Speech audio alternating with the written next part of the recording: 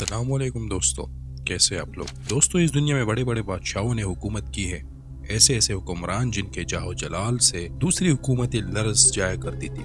مگر یہ بھی حقیقت ہے کہ جس طرح کی حکومت حضرت سلیمان علیہ السلام کو ملی ہے وہ آپ کے بعد کسی کے نصیب میں نہیں ہوئی۔ حضرت سلیمان علیہ السلام کا شمار اللہ تعالیٰ کے ان برگزیدہ نبیوں میں کیا جاتا ہے جن کا ذکر قرآن مجید میں تفصیل سے کیا گیا ہے۔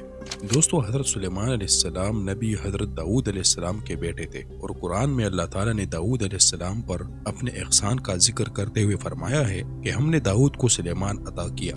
دوستو، قرآن ہی کے مطابق سلیمان علیہ السلام جیسی سلطنت کسی کو نہیں ملی۔ آپ کو جانوروں کی زبان سمجھنے کا معجزہ عطا کیا گیا اور ہوا کو آپ کے لیے مسخر کر دیا گیا۔ ایک روایت کے مطابق آپ اپنے تخت پر بیٹھ کر ہوا کے دوش پر سفر کیا کرتے تھے۔ آپ علیہ السلام کی حکومت انسانوں کے ساتھ ساتھ جنات اور چرند پرند پر بھی قائم تھی۔ یہ جنات آپ کے لیے بہت سے کام سر انجام دیا کرتے تھے، بڑے بڑے مجسمے بھی تعمیر کیا کرتے تھے، تاہم اس وقت یہ مجسمے صرف زینت کے لیے بنائے جاتے تھے، ان کی پوجا پاٹ کا کوئی تصور موجود نہیں تھا۔ کچھ علماء کے نزدیک ابوالہول کا مشہور مجسمہ جنات نے ہی بنایا ہے، کیونکہ اس قدیم دور میں یہ انسانوں کے لیے ممکن نہ تھا۔ دوستو، قرآن کے مطابق حضرت سلیمان علیہ السلام سے کچھ عرصہ کے لیے ان کا تخت چھن گیا تھا اور اللہ کی طرف سے ان کی آزمائش تھی۔ قرآن مجید میں اس سے زیادہ نہیں بتایا گیا۔ روایات میں اس بارے میں مختلف قصے مشہور ہیں۔ یہ بھی کہا جاتا ہے کہ سلیمان علیہ السلام کے پاس ایک انگوٹھی تھی جس کے ذریعے وہ جنات پر حکومت اور اپنی سلطنت کے امور چلایا کرتے تھے۔ اس انگوٹھی کے بارے میں ابن اسحاق نے اپنی کتاب میں تفصیل سے ذکر کیا ہے۔ دوستو، ان روایات کے مطابق حضرت سلیمان علیہ السلام کی وہ انگوٹھی چاندنی کی تھی اور اس پر ہمارے آخری نبی محمد صلی اللہ علیہ وآلہ وسلم کا نام بھی درج تھا۔ حضرت سلیمان علیہ السلام اس انگوٹھی کو خود سے کبھی جدا نہیں کیا کرتے تھے، کیونکہ اس کا یاقوت آسمانی تحفہ تھا۔ ایک دفعہ آپ نے ایک ملک کو فتح کیا، جنگ میں اس ملک کا بادشاہ مارا گیا، تاہم اس کی بیٹی مال غنیمت میں آپ کے پاس آئی اور مسلمان ہو گئی۔ آپ نے اس سے نکاح کر لیا اور اس کی دلجوئی کے لیے اس کے باپ کا ایک مجسمہ بھی تعمیر کروا دیا، جس کو دیکھ کر وہ خوش ہوتی تھی، تاہم اس نے آپ سے خفیہ رہ کر اس بت کی پوجا کا اہتمام کروایا۔ جب آپ علیہ السلام کو پتہ چلا تو آپ علیہ السلام نے اس لڑکی کو اپنے محل سے نکال دیا۔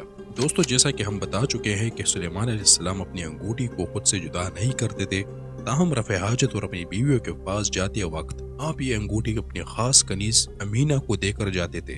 ایک دن آپ وہ انگوٹھی امینہ کو دے کر قضاء حاجت کے لیے گئے تو ایک شیطان جس کا نام سحر تھا آپ کے روپ میں وہ انگوٹھی امینہ سے لے کر گیا۔ دوستو، اس انگوٹھی کے چھن جانے سے حضرت سلیمان علیہ السلام کی سلطنت بھی چھن گئی۔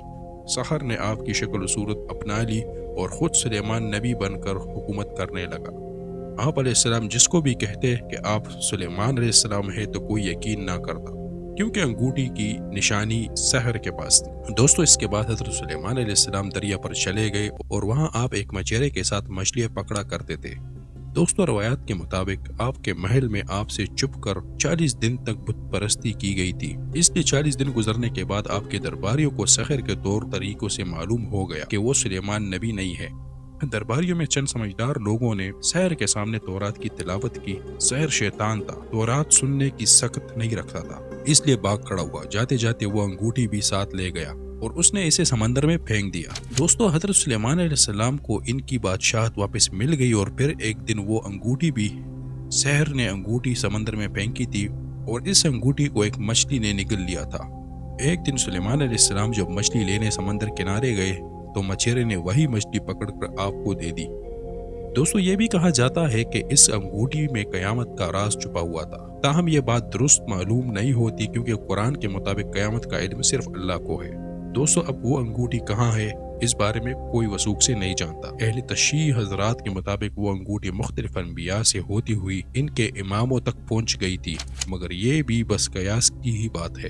حقیقت میں حضرت سلیمان علیہ السلام کی انگوٹھی اب کہاں ہے کوئی نہیں جانتا۔ تو دوستو، آج کے لیے بس اتنا ہی۔ ہمیں امید ہے کہ آپ لوگوں کو ہماری یہ کوشش پسند آئی ہوگی، اور اگر پسند آئی ہے تو اس ویڈیو کو لائک کریں، اپنے دوستوں کے ساتھ شیئر کریں اور اپنے اس چینل کو ضرور سبسکرائب کریں۔ تو ملتے ہیں ایک نئی ویڈیو میں، تب تک کے لیے اپنا اور اپنے پیاروں کا خیال رکھیں۔ خدا حافظ۔